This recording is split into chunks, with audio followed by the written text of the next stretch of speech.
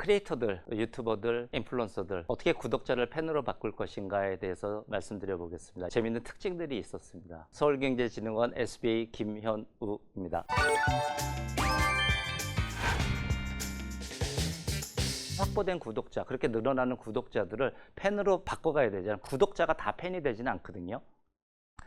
소통입니다. 성공하는 모든 크리에이터들을 봤더니 팬들하고의 소통이 정말 원활하더라는 거죠. 컨텐츠 질보다, 컨텐츠 주제보다 훨씬 더 중요한 게 팬과의 소통이고요. 이런 크리에이터들은 연예인과 다르잖아요. 연예인들이라고는 벌써 나랑 다른 존재라고 생각하는데, 사실은 이런 크리에이터들은 구독자, 자신의 팬이 돼가는 사람과 초기 단계부터 같이 커가는 겁니다. 초기 단계는 서로 직접적인 커뮤니케이션을 합니다. 댓글들 달고요. 커뮤니티 안에서 많은 활동을 하게 됩니다. 점점 팔로워가 많아지면서, 구독자 수가 많아지면서 그런 활동을 못하게 되지만, 놀랍게도 성공하는 모든 크리에이터들은 그 활동을 어떤 방법으로든 그보다 더 열심히 소통할 수가 없더라는 거죠. 그럴 때 나타나는 한 가지 현상을 간단하게 말씀을 드려볼게요. 크리에이터 세계에서 갖는 원칙이 한 가지 있습니다. 뭐냐면 컨텐츠를 바꾸면 안 된다. 일관성을 가지고 계속 밀고 나가야 된다는 말을 합니다. 그런데 놀랍게도 모든 크리에이터들이 다 느끼는 현상이 있어요. 컨텐츠를 계속 찍다 보면 대부분의 크리에이터들이 그 컨텐츠의 한계를 갖게 됩니다. 소위 말해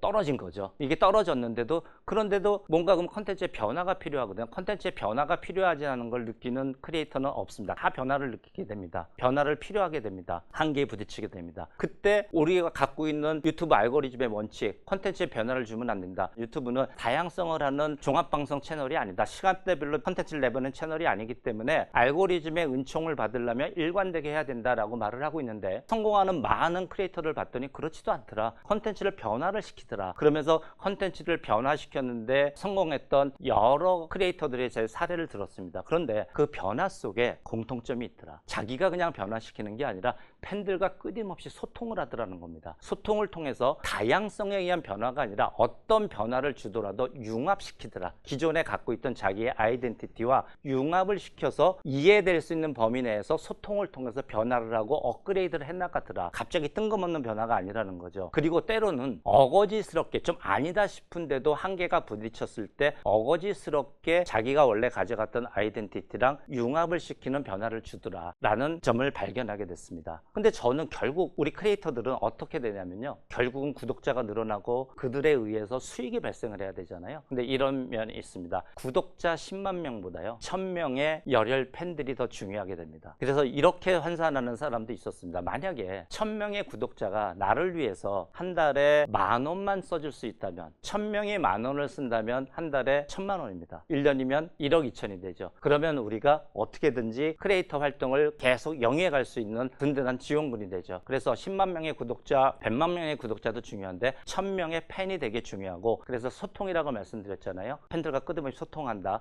그들이 저하고 저희 컨텐츠에 참여하는 느낌을 갖게 하는 끊임없는 소통이더라. 그런데 여기에 또 한 가지가 더 있습니다. 진정성입니다. 진정성을 능가하는 소통은 없더라. 그래서 이런 방법론들을 가지고 구독자에서 팬을 확보해가는 과정이 바로 진정한 크리에이터가 되는 방법이고, 이렇게 그래서 크리에이터들이 팬들한테 인플루언싱을 해나가는 과정을 통해서 서로 성장을 하게 되더라 라는 말씀을 드릴 수 있겠습니다. 그리고 기술적인 말씀을 좀 드리면은요, 컨텐츠가 아까 조금씩 변할 수밖에 없다는 말씀을 드렸는데, 그 변화를 갈 때 시장의 트렌드를 끊임없이 반영해야 됩니다. 크리에이터들에 따라서 그 반영하는 방법이 좀 다른데 몇 가지 특이한 사례를 말씀드리는데, 첫 번째는 제일 중요한 게 뭐예요? 라고 400만 명을 가진 크리에이터한테 물어봤습니다. 그랬더니 이렇게 말을 하더라고요. 벤치마킹 하는 거예요. 계속 벤치마킹을 통해서 그들을 따라한다는 게 아니에요. 유튜버의 세계에서는, 크리에이터의 세계에서는 이렇습니다. 과거의 성공 방식이 미래를 보장하지 않습니다. 그 방식이 매일 변하고 있기 때문에 벤치마킹을 통해서 다른 데들은 어떻게 되는, 트렌드가 어떻게 되는지를 반영을 해서 내 나름대로의 방법을 빨리 반영을 해야 된다는 겁니다. 그 트렌드를 찾아내는 방법으로 벤치마킹을 끊임없이 한다는 얘기가 있었고요. 또 하나 다른 크리에이터는 이런 말을 했습니다. 이거 계단 쌓기예요. 계단 쌓기가 뭐예요? 그랬더니 자기는 다행스럽게도 데이터 사이언스를 전공했는데 인터넷상에서 새로운 트렌드를 계속하고 꾸준히 제일 많이 되는 검색어라든가 이런 걸 찾아가면서 사람들의 관심사가 어떻게 바뀌는지를 내가 만들어내는 컨텐츠에 계속 융합시키고 적합화시킨다는 거예요. 같은 컨텐츠를 유지하면, 일관성은 유지하되 계속 변화의 트렌드를 반영하는 기술적 변화를 찾아간다는 한다는 거죠. 두 가지 케이스에 다 하나는 벤치마킹이라는 용어를 썼고 하나는 데이터 사이언스를 통해서 검색어가 늘어난다든가 이런 트렌드를 반영한다는 말을 썼지만 다른 유튜버가 얘기했던 이 말이 제일 와닿습니다. 결국은 자기 컨텐츠를 가져가는 것 속에서 새로운 트렌드를 반영하는 방법, 전문성을 반영하는 방법, 이렇게 계단 쌓기를 하는 거예요 라는 말이, 그 계단 쌓기 종류가 정말 사람마다 되게 다른 거죠. 그리고 더 중요한 거 하나는 마지막에 그 무엇을 하든지 간에 스토리텔링이 있어야 된다는 겁니다. 지식 컨텐츠든 과학 컨텐츠든 단순 흥미 위주의 어떤 컨텐츠든 스토리텔링이 있어야 된다는 겁니다. 그래서 블로그 출신들 중에서 열심히 하셔서 글을 잘 쓰는 분들이 유튜버로 올라왔을 때 글의 힘에 의해서 스토리텔링이 잘해서 이런 영상 컨텐츠에서 성공한 사례들이 적지 않습니다. 이런 얘기들의 끝은 결과적으로 구독자를 팬으로 만들고 그 1000명의 열혈 팬들이 여러분의 활동을 계속 지속할 수 있게 할 수 있다라는 말씀을 드리고 싶습니다. 이런 것들은 제가 그냥 만들어낸 게 아니고요. 많은 크리에이터들을 만나고 얘기를 나누다 보니까 몇 가지를 그룹핑 해낼 수 있었습니다. 서울경제진흥원 SBA 김현우였습니다. 감사합니다.